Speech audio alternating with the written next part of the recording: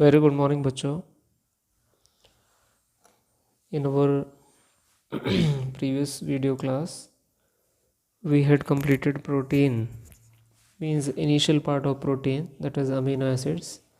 Their types we have completed, and also we had completed the isoelectric point or deuterion, right? Now today I am going to explain one by one some topics, and today I shall start with another biomolecule, that is lipid.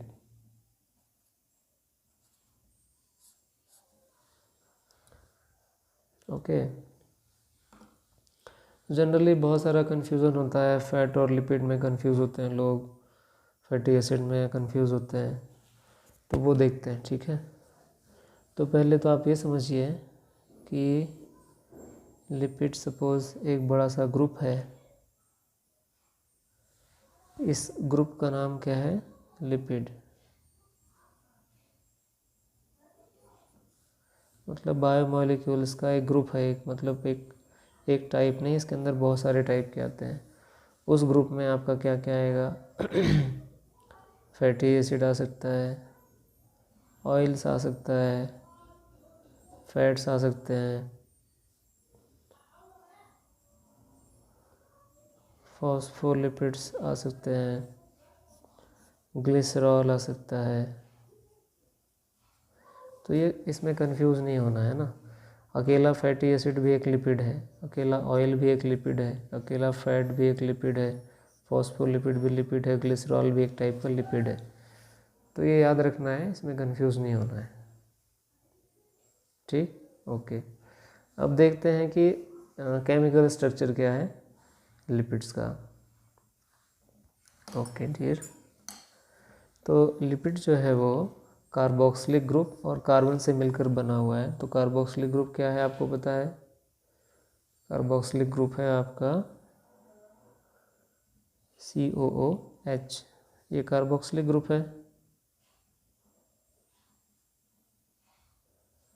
Functional group है, और इसमें क्या जुड़ जाते हैं? R, मतलब carbon की chain. तो ये R क्या क्या हो सकता है? देखो, सबसे सिंपल हो सकता है CH3COOH, ये बिल्कुल सिंपल फैटी एसिड है, बहुत ही छोटा, जिसमें COH के कार्बन को लेकर के सिर्फ कितने कार्बन है? 1। और भी लंबा हो सकता है, for example CH3 CH2 COH, ये भी क्या है? Fatty acid.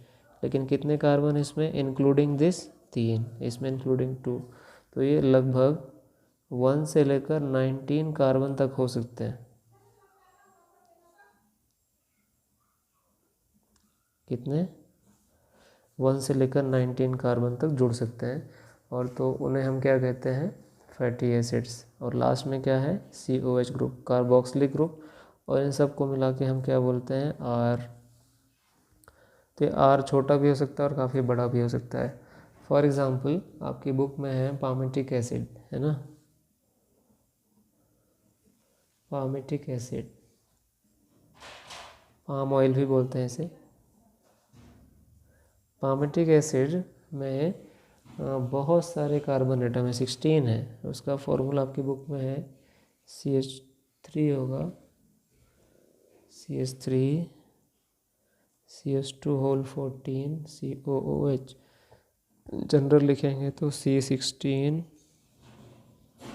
H32O2, ये पामेटिक एसिड है। तो इसमें कितने कार्बन है? 16 कार्बन है। तो ये चेन लॉन्ग हो सकती है। सो ये रहा आपका क्या? Fatty acid. तो फैटी एसिड भी क्या है? लिपिड है। ओके, ठीक है। अब फैटी एसिड के अलावा यहीं लिख देता हूँ मैं, ये देखा हमने, फैटी एसिड्स। फैटी एसिड क्या है? R+COH group. ये R छोटा भी हो सकता है और बड़ा भी हो सकता है, हमने देखा ये।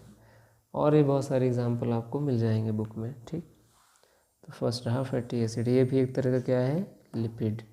ठीक है, दूसरा देखते हैं। दूसरा है ग्लिसरॉल, ये भी एक टाइप का क्या है, लिपिड। ग्लिसरॉल ये कोई अलग नहीं है, ग्लिसरीन आप लगाते हैं ना कई बार विंटर सीजन में स्किन को फटने से रोकने के लिए, एक तरह के क्या हैं ये,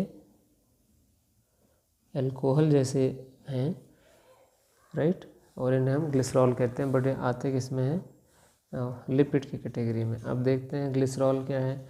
सिंपल ग्लिसरॉल में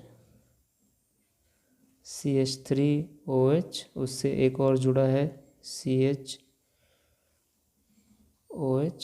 और फिर से सॉरी CH2 था, CH2OH, ये क्या है आपका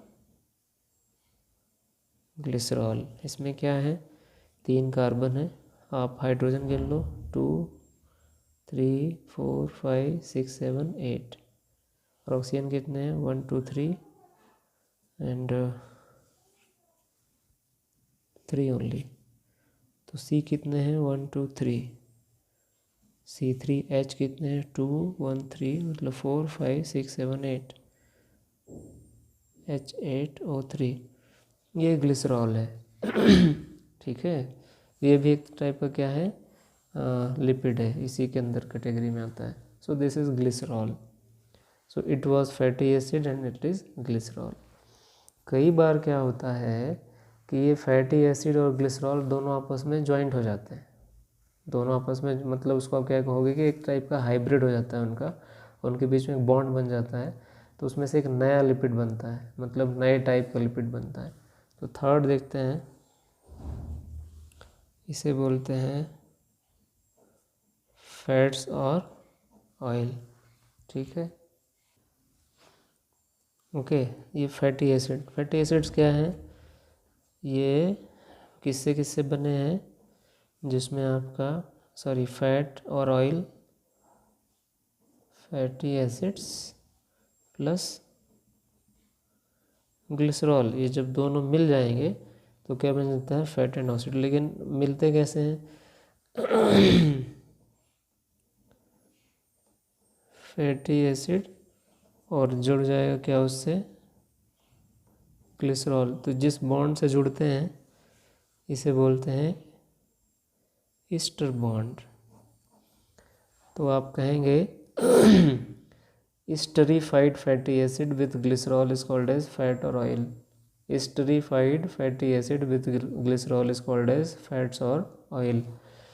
मतलब जब दोनों जुड़ते हैं तो हमें एस्टरिफिकेशन कहते हैं, या bonding between fatty acid and glycerol. तो एस्टर, अब देखते हैं कैसे कैसे बनते हैं। ठीक है, ग्लिसरॉल तो आपने लिखा है यहाँ पे, उसको मैं लिखता हूँ। तो ये हो गया आपका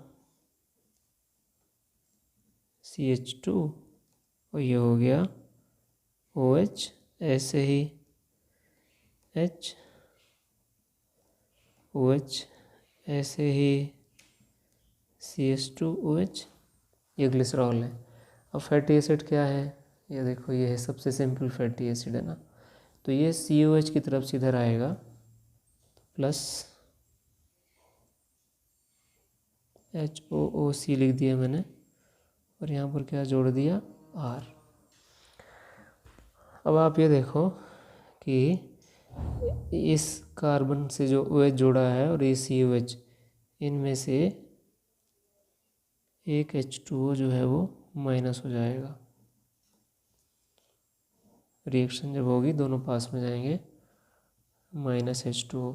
तो जब -H2 हो जाएगा तो ये दोनों कार्बन, ये और ये किसका कार्बन है, फैटी एसिड का, ये किसका कार्बन है, ग्लिसरॉल का। दोनों आपस में एक बॉन्ड के थ्रू जुड़ जाएंगे और उस बॉन्ड को कहते हैं मिस्टर बॉन्ड। तो देखो -H2O कर देंगे तो क्या होगा,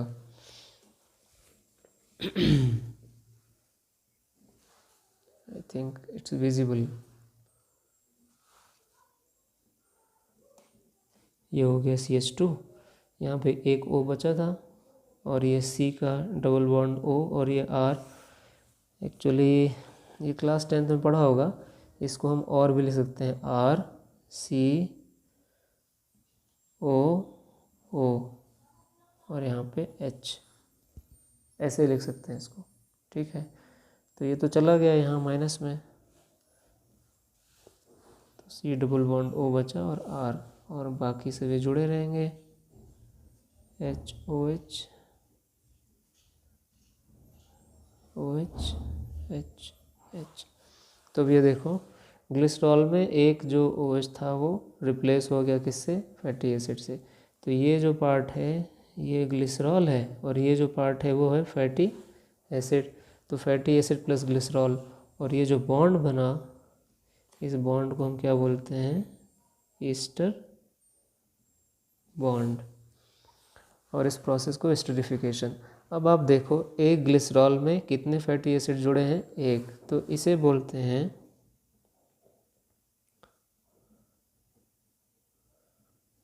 मोनोग्लिसराइड। मोनो मतलब एक ग्लिसरॉल में एक फैटी एसिड जुड़ा है तो ये मोनोग्लिसराइड। ऐसे यहाँ एक और जुड़ जाएगा तो डाईग्लिसराइड, इसमें और जुड़ जाएगा तो ट्राईग्लिसराइड। आपकी बुक में डायग्राम ट्राईग्लिसराइड का बना है,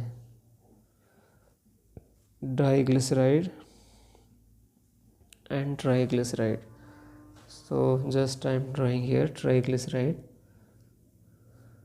3 कार्बन है, ये CH2 H CH2,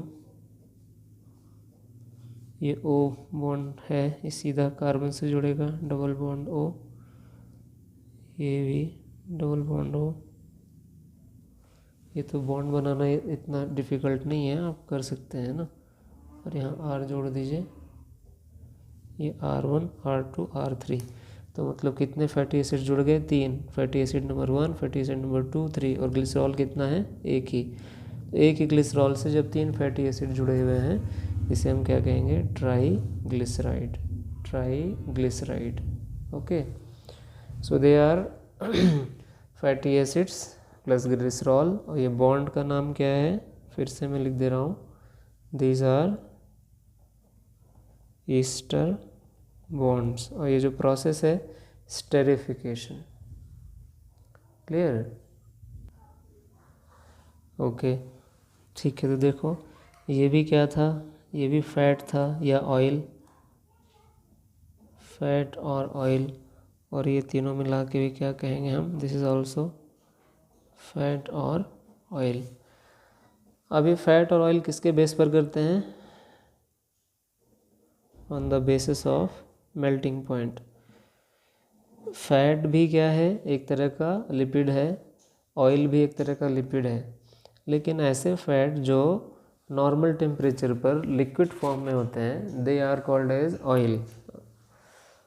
मतलब ऐसे लिपिड जो नॉर्मल टेम्परेचर में लिक्विड फॉर्म में होते हैं वो ऑयल, और ऐसे लिपिड जो नॉर्मल टेम्परेचर में सॉलिडिफाई हो जाते हैं उन्हें हम कहते हैं आपका फैट।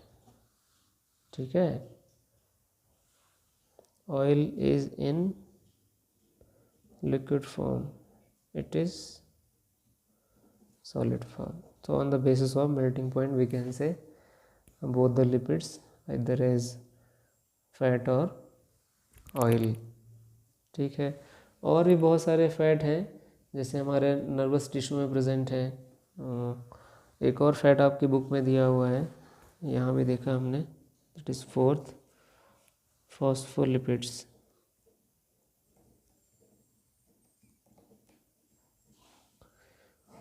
ये ऐसा लिपिड है जिसमें लिपिड्स के साथ फॉस्फेट जुड़ा हुआ है। आपके बुक में एक एग्जाम्पल दिया है, उसको आप देख सकते हैं, लेसिथिन। लेसिथिन ये एक ऐसा मीन्स लिपिड है जो प्लाज्मा मेम्ब्रेन में है। प्लाज्मा मेम्ब्रेन का स्ट्रक्चर आपको याद होगा, आपने सेल चैप्टर पढ़ लिया है ना। तो ऐसे plasma membrane lipid by layer होता है ना ऐसे, तो ये लिपिड बाई लेयर जो है वो, उसमें कौन सा लिपिड प्रेजेंट है, फॉस्फोलिपिड्स। उस फॉस्फोलिपिड का नाम क्या है, लेसिथिन। बहुत इंपॉर्टेंट पार्ट है प्लाज्मा मेम्ब्रेन का। ठीक है, तो in this way these are very important for plasma membrane formation. और नर्वस टिश्यू में भी ये फॉस्फोलिपिड्स होते हैं कॉम्प्लेक्स फॉर्म में। ठीक, ओके, अब थोड़ा आगे चलते हैं। नहीं, शायद एक चीज़ बाकी है। अभी जो फैटी एसिड्स हैं ये सेचुरेटेड और नॉन सेचुरेटेड दोनों हो सकते हैं। अब सेचुरेटेड नॉन सेचुरेटेड क्या है, बहुत सिंपल है। जैसे ये देखो CH3COOH, ये सैचुरेटेड है क्योंकि इसमें सारे बॉन्ड सिंगल हैं। एक कार्बन कम कर, ये भी सैचुरेटेड है, लेकिन जिसमें आपने मतलब हाइड्रोजन कम कर दिए तो बीच में डबल बॉन्ड आ जाएगा। अगर दो कार्बन के बीच में डबल बॉन्ड है या ट्रिपल बॉन्ड है तो ऐसे फैटी एसिड्स को हम क्या कहेंगे, अनसैचुरेटेड फैटी एसिड्स। ठीक है, okay. So saturated fatty acids and unsaturated fatty acids. Now we are entering to a very special part of this chapter that is very important, that is structural part of RNA and DNA, कि DNA RNA कैसे बनते हैं, किससे बने होते हैं। तो अभी तक हमने देखा प्रोटीन, देखा amino acids, lipids and fats. I think glucose भी आपने देखा होगा, मैंने नहीं बताया बट इसी बीच में डिस्कस करेंगे। ठीक है, तो ये DNA RNA कैसे बनते हैं। तो जैसे अभी हमने देखे, जो ही मॉलिक्यूल देखे वो सीधे सीधे लॉन्ग चेन वाले थे। अब कुछ ऐसे मॉलिक्यूल्स हैं जो कैसे हैं, हेट्रोसाइक्लिक। साइक्लिक का मतलब, हेट्रो तो मतलब समझते हैं अनइवन, साइक्लिक मतलब राउंड में, है ना। जैसे बेंजीन आपने पढ़ा होगा, है ना। और भी बहुत सारे कंपाउंड्स हैं जो आप पढ़ेंगे। तो साइक्लिक होते हैं मतलब ऐसे लॉन्ग चेन ना हो करके वो सारे मॉलिक्यूल्स आपस में ऐसे कनेक्ट हो जाते हैं। तो इस तरह के मॉलिक्यूल्स को हम क्या कहते हैं, साइक्लिक। ये चेन वाले हैं कार्बन के, और ये कार्बन का क्या हो गया, एक साइक्लिक फॉर्म हो गया। तो हमको अब ये देखना है। ठीक है, ओके। तो we are going to see now heterocyclic compounds which are present in the cell and they are part of biomolecules. Okay, so now let us see कि ये हेट्रोसाइक्लिक कंपाउंड्स क्या हैं। तो इन हेट्रोसाइक्लिक कंपाउंड्स को generally हम broadly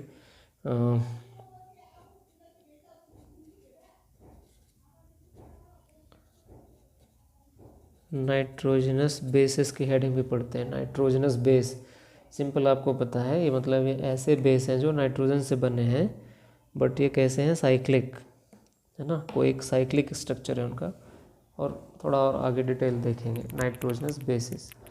तो जो नाइट्रोजनस बेसिस हैं वो टोटल कितने हैं, 1 2 3 4 एंड 5। पहले उसका जनरल बाहर का समझ लें आप।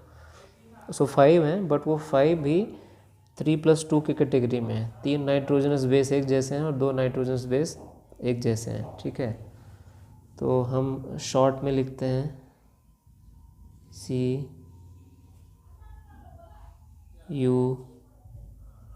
और T, ये एक ग्रुप में है, और A और G दूसरे ग्रुप में है।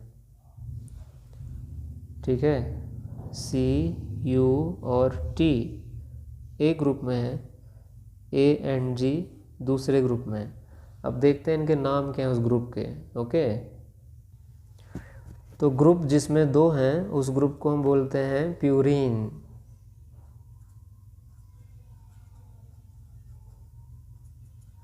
Purine group. और जिसमें 3 हैं उसे हम बोलते हैं पायरीमिडीन। ये शायद आपने सुना होगा, पायरीमिडीन। इस ग्रुप को यहीं पर लिख देता हूँ मैं।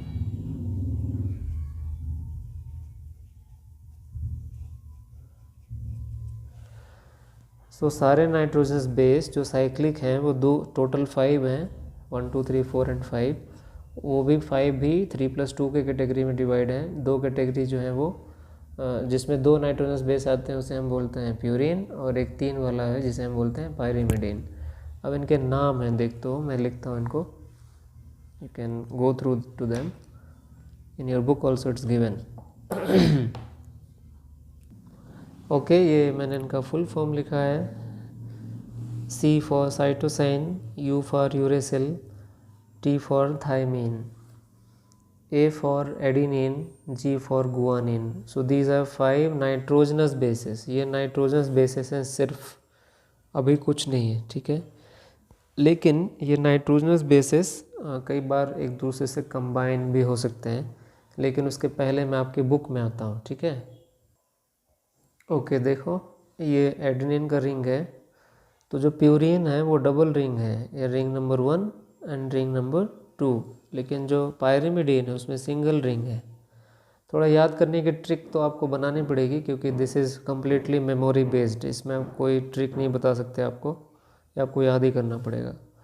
जो पायरीमिडीन है वो उसमें सिंगल रिंग है, जो प्यूरीन है उसमें डबल रिंग्स हैं। और हर जगह देखो NH मतलब नाइट्रोजन, नाइट्रोजन, इसमें नाइट्रोजन है NH2, then again it is NH and N, यहाँ NH, तो ये सारे क्या है, नाइट्रोजन है। और because they have basic, they are basic in their nature, so they are bases. और कौन से बेस हैं, नाइट्रोजन है, so it is nitrogenous bases. अब यूरेसिल अगर साइटोसिन बनाएंगे तो साइटोसिन में भी सिंगल ही रिंग आएगी, उसमें O और N का डिफरेंस आ जाता है। थाइमिन में भी सेम है, गुआनिन में भी सेम है, बस कुछ N और H का डिफरेंसेस आ जाएगा, बट रिंग सेम है। तो ये हो गए आपके क्या, nitrogenous bases. It is single ring, purine, all three, चाहे cytosine, uracil, thymine, all will be of this type, and this adenine and guanine will be of this type, double ring. ठीक है।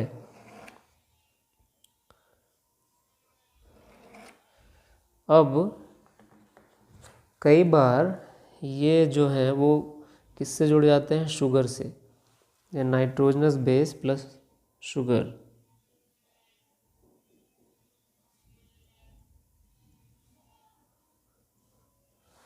दोनों जुड़ जाते हैं शुगर के साथ, nitrogenous base. और कौन सा शुगर, पेंटोस शुगर। अब ये पेंटोस और हेक्सोस कुछ याद है आपको क्या होता है? पेंटोस मतलब जिसमें 5 कार्बन हो वो पेंटोस, हेक्सोस मतलब जिसमें 6 कार्बन हो वो हेक्सोस। अभी आपको बुक में दिखाते हैं, जरा इसको मैनेज कर दें, फिर you can see in book.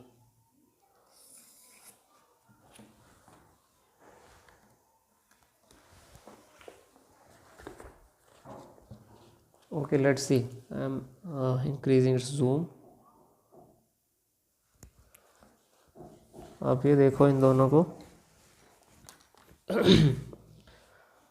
ये देखो ये ग्लूकोज है एक्चुअली, पर आप जब ऐसे बनाते हैं ना ऐसा कार्बन, तो इट इज़ चेन स्ट्रक्चर, लेकिन ये कैसा स्ट्रक्चर है, रिंग स्ट्रक्चर, साइक्लिक स्ट्रक्चर। इसमें कितने कार्बन है, 1 2 3 4 5 एंड 6 कार्बन, इसमें 5 है, 1 2 3, ये 4 और ये 5, ये 5 कार्बन है। ये राइबोज एक एग्जाम्पल है किसका, पेंटोज शुगर। और ग्लूकोज किसका एग्जाम्पल है, हेक्सोज, 6 कार्बन है, हेक्सा। तो ये जो नाइट्रोजन बेसेस हैं जो आपने यहाँ देखा है ये बने हुए बुक में, वो किससे जुड़ जाते हैं, पेंटोज शुगर से। पेंटोज शुगर 5 कार्बन वाला है, ये स्ट्रक्चर आप याद कर लीजिए, है ना, इट इज़ वेरी इंपॉर्टेंट। उस शुगर का नाम क्या है, पेंटोज शुगर का, ribose. Again I am telling, this is carbon number 1, this is carbon number 2, this is 3 4 और दिस इज 5th और ये 6th। तो हमें अभी इससे मतलब है, किससे, राइबोज से। Okay, pentose sugar, ribose. और इसी के कारण DNA RNA का नाम थोड़ा सा चेंज होता है, वो हम देखते हैं। तो राइबोज शुगर का डायग्राम जरा मैं बना देता हूँ, बहुत सिंपल है।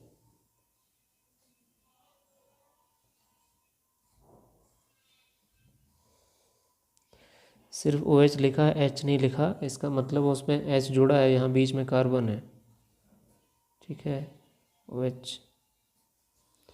यहाँ भी आपका CH2OH, तो राइबोज है। ओके, जूम थोड़ा कम कर देता हूँ।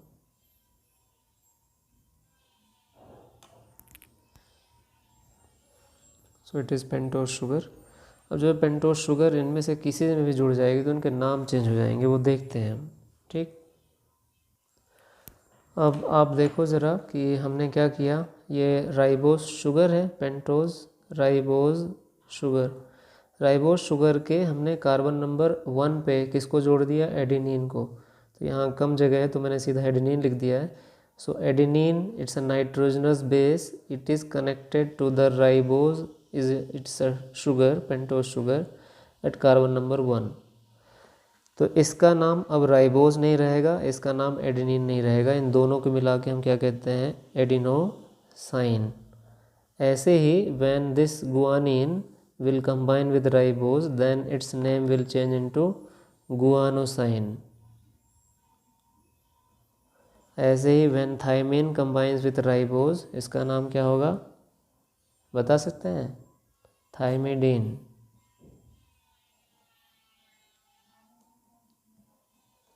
Thymidine, then it is, can you tell me? It is uridine. Can you tell me the name of this? साइटिडाइन। तो ऐसे इनके नाम चेंज हो जाते हैं। ये साइटोसिन था, but what is cytidine? Cytosine plus sugar. What is uridine? Uracil plus sugar. What is thymidine? Thymine plus sugar.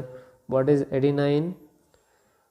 Adenosine, adenine plus sugar. And what is guanosine? Guanine plus sugar. अब जब ये nitrogenous base sugar से मिल जाते हैं तो इसे हम बोलते हैं, थोड़ा सा बोल्ड लिखता हूँ मैं, न्यूक्लियोसाइड्स। अभी ये सिर्फ नाइट्रोजनस बेस थे, लेकिन जैसे ही नाइट्रोजनस बेस शुगर से मिल जाते हैं तो उन्हें हम क्या कहते हैं? न्यूक्लियोसाइड्स। तो एडेनिन एक नाइट्रोजनस बेस है, but adenosine is a nucleoside. Same way guanine is a nitrogenous base. Guanine is a nitrogenous base, but guanosine is a nucleoside. ठीक है, I hope it's clear to you. You can listen it again and again. तो इस तरह से nitrogenous base किस में change हो गए? न्यूक्लियोसाइड में। अब न्यूक्लियोसाइड और चेंज होंगे। फिर क्या होता है, ये जो न्यूक्लियोसाइड है, न्यूक्लियोसाइड, अब इसमें फॉस्फेट ऐड हो जाता है, एडिशन ऑफ फॉस्फेट। वो मैं फिर से ज़रा पॉज करता हूँ इसे।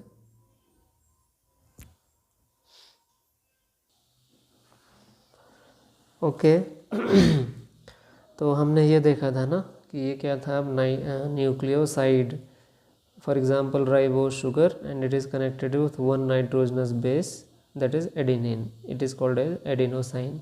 अब ये एडिनोसाइन में अगर हम कार्बन नंबर 5th में, ये कार्बन नंबर 1 था, ये 2 है, ये 3 है, ये 4 और ये कार्बन नंबर 5th। तो अगर शुगर के कार्बन नंबर 5th पे हम क्या जोड़ दें? एक फॉस्फेट। ये फॉस्फेट है, दिस इज फॉस्फेट ग्रुप। तो this phosphate group when added to the 5th carbon atom, then their name again changed. कहाँ से शुरू किया था हमने? Adenine, simple nitrogenous base.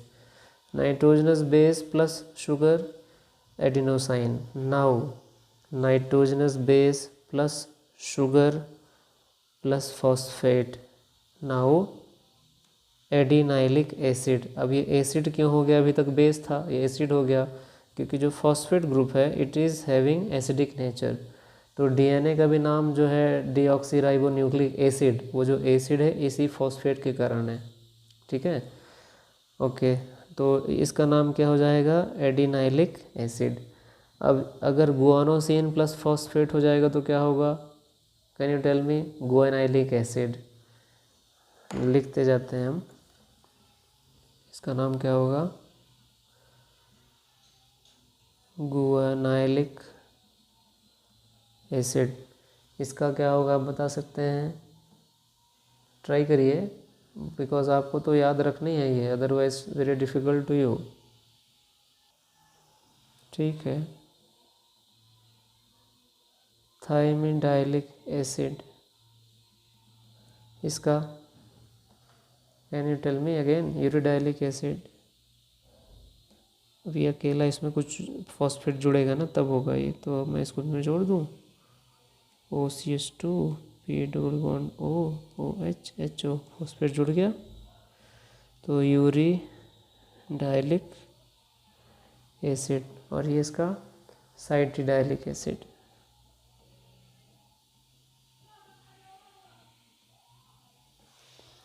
अब एक और नाम आता है जब शुगर प्लस नाइट्रोजनस बेस जैसे न्यूक्लियोसाइड, और जब तीनों जुड़ गए, नाइट्रोजनस बेस, ये नाइट्रोजनस बेस, ये कंपोनेंट नंबर 1, ये sugar component number 3 and phosphate component number 3, जब तीनों जुड़ गए तो इसके लिए एक नया वर्ड यूज़ होता है, हम बोलते हैं उसे nucleotide.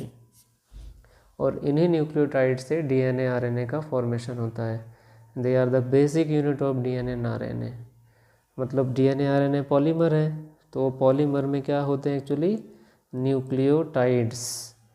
Nucleotides, what is nucleotide?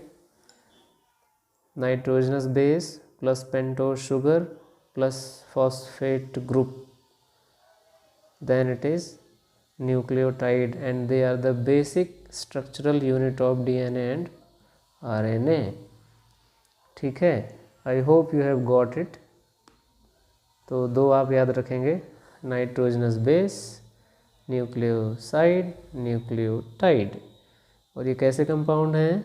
Nitrogenous compound हैं, हेट्रोसाइक्लिक हैं, टोटल 5 हैं। उन 5 को हमने 2 कैटेगरी में डिवाइड किया है, pyrimidine and purine. Purine includes 2, adenosine and guanine, adenine and guanine, and pyrimidine includes 3, cytosine, uracil and thymine. When they are combined with sugar, they are called as nucleosides, and their names is changed like guanosine, adenosine, thymidine, uridine and cytidine.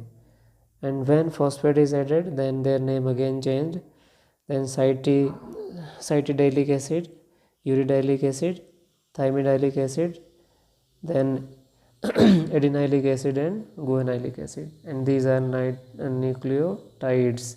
ऐसे याद रखेंगे, जैसे side है ना, और Tide मतलब तीनों बंध गए, तो तीनों चीज़ें जब आपस में बन जाएंगी then it is nucleotide, and nucleotide is the basic unit of DNA and RNA. Okay, so I'm concluding this here only. In the next video we shall see the next part. Okay, thank you.